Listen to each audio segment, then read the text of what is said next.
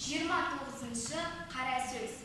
Біздің қазақтың мақалдарының көбінің іске татырлығы да бар, татымақ түгіл, не құдайшылдыққа, не адамшылдыққа жарамайтұғыны да бар.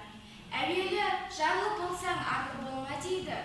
Ардан кеткен соң тірі болып жүрген құрысын.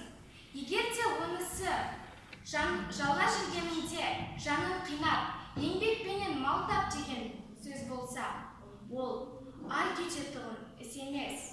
Тыныш жатып, көзін сатып, адал еңбекпенен мал іздемек ол арлы адамның ісі. Қалауын тапса қар жанады, сұрауын тапса адам баласының бермейтіні жоқ қой дейді. Ең барып тұрған, Құдай ұрған сөз болсы. Қалауын табамын, сұрауын табамын деп жүріп, қорлықпенен өмір өткізгенше, малды не жерден сұрау керек, не аққан терден сұрау керек қой. Атың шықпаса жер өрте дейді. Жер өртеп шыққан аттың несі мұрат? Бір күн аттан болғанша, 100 күн бура болсын дейді. Тәңірге жазып мінбей түспей жөмендеп диваналықпен бір күн бура болған неге жарайды? Періште алтын көрсе жолдан таяды дейді. Періштеден садаған кеткір-ай.